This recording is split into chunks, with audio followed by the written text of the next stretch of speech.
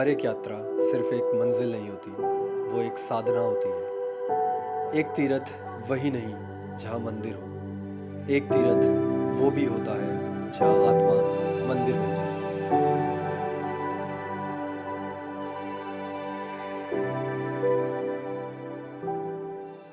नमस्कार दोस्तों, मैं हूँ सुधांशु और आज मैं आपको लेकर चलूँगा उत्तराखंड की वादियों में स्थित एक अद्भुत तीर्थ मध्य महेश्वर। ये यात्रा केवल एक ट्रैक नहीं, एक अंत यात्रा थी, जहाँ हर कदम एक ध्यान, हर सांस एक प्रार्थना और हर दृश्य एक शिवत्व की अनुभूति थी। इस बार की यात्रा की शुरुआत भी पिछली बार की तरह 4 दोस्तों की दोस्ती से हुई। पिछले साल हमने साथ में रुद्रनाथ का दर्शन किया था और तभी तय किया था अगली बार पंच केदार की अगली कड़ी मध्य महेश्वर चलेंगे। मुझे अब रुद्रनाथ और मध्य महेश्वर 2 केदारों के दर्शन हो चुके हैं और बाकी 3 की यात्रा जल्द ही होगी। हमारे चारों दोस्तों में से अक्षत पहले से ही गोपेश्वर में था, अपनी LLB की परीक्षा दे रहा था। जैसे ही उसके एग्ज़ाम ख़त्म हुए उसने हमें बुला लिया, आ जाओ अब। मैंने सुबह 5 बजे उठकर अपनी ऑनलाइन योग क्लास ली और 8 बजे तैयार हो गया। हमारी बस थी 9 बजे की, ऋषिकेश से रुद्रप्रयाग। मेरे दोस्त वैभव और विकास थोड़े लेट थे, लेकिन मैं समय पर पहुंचा अपने भाई के साथ। बस में सीटें अलग अलग थीं।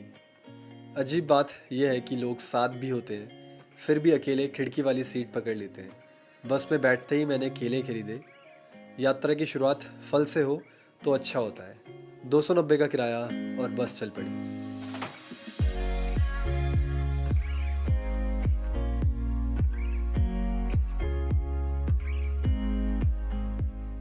रुद्रप्रयाग पहुँचते पहुँचते गर्मी बढ़ चुकी थी। हमने वहाँ जूस पिया और थोड़ी देर बाद अक्षत भी मिल गया। इसके बाद हम कार से चले ऊखीमठ की ओर। रास्ता था घुमावदार, पहाड़ों से भरा, प्रकृति जैसे हर मोड़ पर कुछ नया दिखा रही हो। ऊखीमठ में हमारे एक और पुराने दोस्त रहते हैं, हिमांशु। हमने उनके घर खाना खाया और फिर रवाना हुए रांसी, जो कि ट्रैक का प्रारंभिक स्थान है। रात में रांसी पहुंचे, जहां एक होटल में 1200 में रूम लिया। ठंडी हवाएं, बारिश और ओले। रात का तापमान करीब 10 डिग्री था। वहीं होटल मालिक ने घर जैसा खाना खिलाया, सादा लेकिन आत्मा को शुद्ध करने वाला। अगली सुबह 6 बजे उठकर तैयार हुए, 8 बजे ट्रैक शुरू किया। पहले 3-4 किलोमीटर उतराई।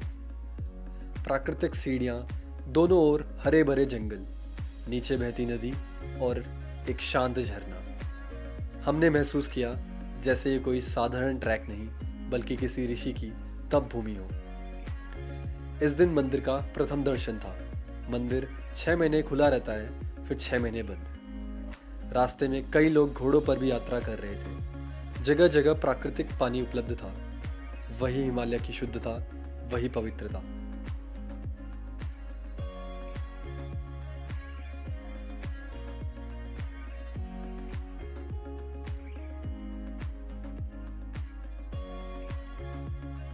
पहला गांव मिला गोंडार, 3 किलोमीटर पर।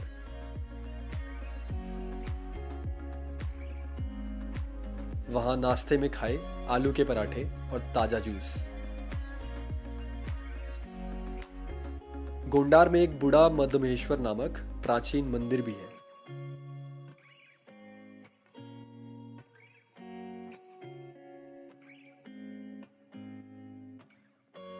फिर आया एक खूबसूरत पुल नदी के ऊपर बना और उस पार बंटोली गांव।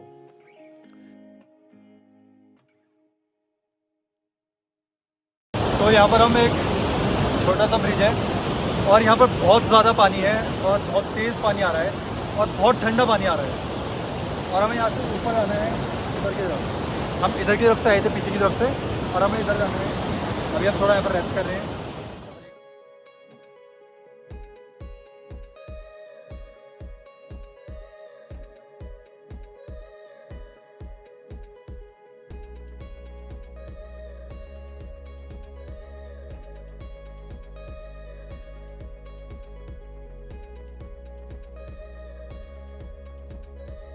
खदरा जहाँ हमने पेड़ की छांव में विश्राम किया, फिर नानू गांव, फिर मैखंबा।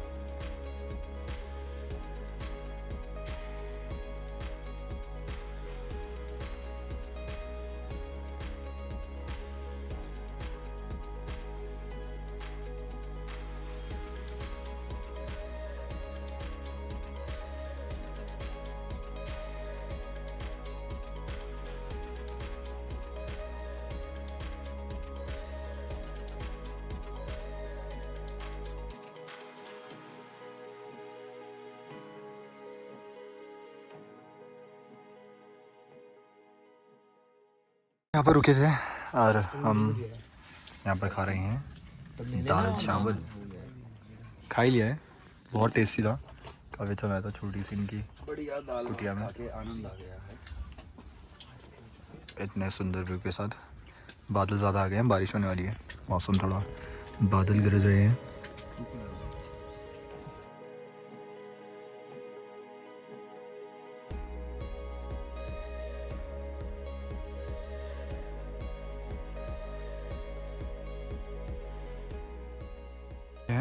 मैखंबा, यहाँ से मध्य महेश्वर 4 किलोमीटर, कूनचट्टी 1.3 किलोमीटर। हर पड़ाव पर मन में यही भाव था, तमेव माता च पिता तमेव, तमेव बंधुश्च सखा तमेव, तमेव विद्या द्रविणम तमेव, तमेव सर्वम मम देव देव। अंतिम 3 किलोमीटर में बारिश शुरू हो गई, हल्की फुहारें और सब कुछ कोहरे से ढका।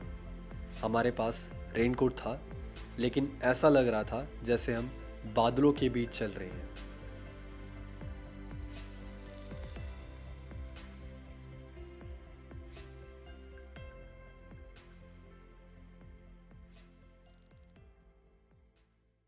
फिर एक मोड़ पर अचानक मंदिर की चोटी दिखी और सबके मुंह से निकला हर हर महादेव।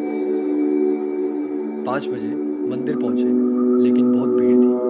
सभी कह रहे थे कोई जगह नहीं बची है। आज यहाँ हालत ऐसी हो रखी है कि आज पहला दिन था, आज डोली आई तो काफ़ी सारे लोग आ रखे हैं यहाँ से, और सारे रूम्स यहाँ बुकड हैं। आज हालत कुछ ऐसी है यहाँ कि आज पहले दिन था तो काफ़ी सारे लोग आ रखे हैं, और यहाँ सारे रूम्स बुकड हैं, और लोग बोल रहे हैं कि आपको शेयरिंग में या फिर कुछ भी करके आप देखिए कहीं भी रहने का।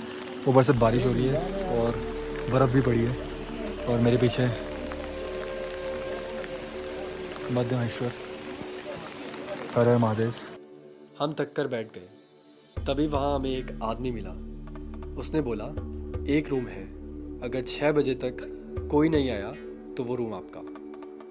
और 6 बजे तक कोई नहीं आया। हमें मिल गया एक अच्छा कमरा अटैच वॉशरूम के साथ। फटाफट नहाकर कपड़े बदलकर मंदिर की ओर निकले। मंदिर फूलों से सजा हुआ, चारों ओर बर्फ से ढकी पर्वत श्रृंखलाएं, एक अद्भुत दृश्य। 7 बजे आरती शुरू हुई। सभी लोग लाइन में लग गए। मंदिर के अंदर फोन ले जाना मना था, लेकिन बाहर स्पीकर से मंत्र और शंख की ध्वनि गूंज रही थी। नागेंद्र हराए, त्रिलोचनाय, भस्मांग गाय, महेश्वराय, नित्याय शुद्धाय, दिगंबराय, तस्मे नकराय, नमः शिवाय। आरती के बाद सबने भोजन किया और विश्राम किया। सुबह 4 बजे से ही लोग ऊपर के मंदिर की ओर जा रहे थे, जहां से सूर्योदय दिखाई देता है। हमने पहले मुख्य मंदिर की सुबह की आरती में भाग लिया।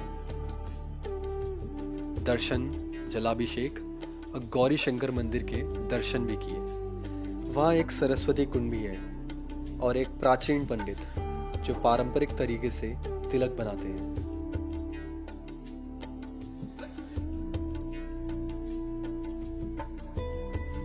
इसके बाद हम चले ऊपर पहाड़ी की चोटी की ओर।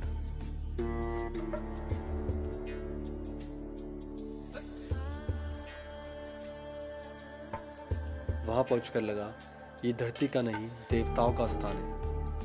हरे भरे मैदान, सामने बर्फ से ढके पहाड़ और बीच में एक छोटा मंदिर। वहीं हमने किया मंत्र जाप, ध्यान, योग और प्राणायाम। मैंने माला लेकर ओम नमः शिवाय का जाप किया। अक्षत ने शिव भजन गाए और फिर सब ने साथ में सूर्य नमस्कार, आसन और ध्यान किया। शिवो भूत्वा शिवम यजेत।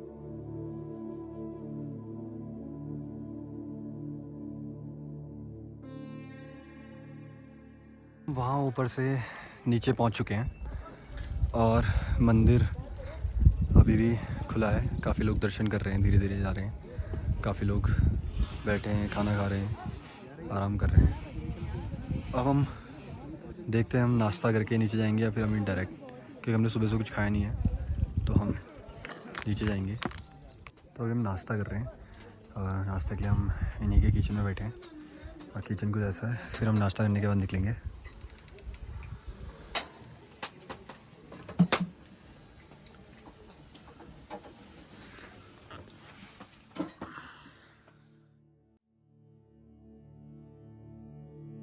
फिर वापस लौटे। 12 किलोमीटर नीचे उतरना और फिर अंतिम 4 किलोमीटर चढ़ना बहुत कठिन था। रास्ते में फिर से वही गांव, मैखंबा, नानू, खदरा, बंटोली, गोंडार। 6 घंटे बाद हम वापस अपनी कार तक पहुंचे। शरीर थका हुआ था लेकिन आत्मा शांत, हृदय आनंदित। रात को फिर से ऊखीमठ में रुके और फिर अगली सुबह लौटे अपने घर ऋषिकेश। घर पहुंचकर माँ पापा को प्रसाद दिया और पूरे अनुभव को साझा किया। मित्रों, ये यात्रा सिर्फ पैरों से नहीं, हृदय से चलती है। हर पत्थर, हर पेड़, हर बूंद आपको कुछ सिखाती है। मध्यमेश्वर का अर्थ है मध्य में स्थित महेश, यानी हृदय में स्थित शिव। शिव बाहर नहीं, अंतर में है। जो खोजे 3 पाइया गहरे पानी पैठ, मैं भपूरा बूढ़न डरा रहा किनारे बैठ। अगर आप युवा हैं और जीवन की दिशा खोज रहे हैं तो एक बार पर्वतों की ओर, ध्यान की ओर और सव्य की ओर अवश्य जाएं। योग केवल आसन नहीं, योग एक जीवन पथ है। योगः चित्तवृत्ति निरोधा। अगर आपको ये यात्रा पसंद आई हो तो वीडियो को लाइक करें, चैनल सब्सक्राइब करें और अपने दोस्तों के साथ ज़रूर शेयर करें। हर हर महादेव।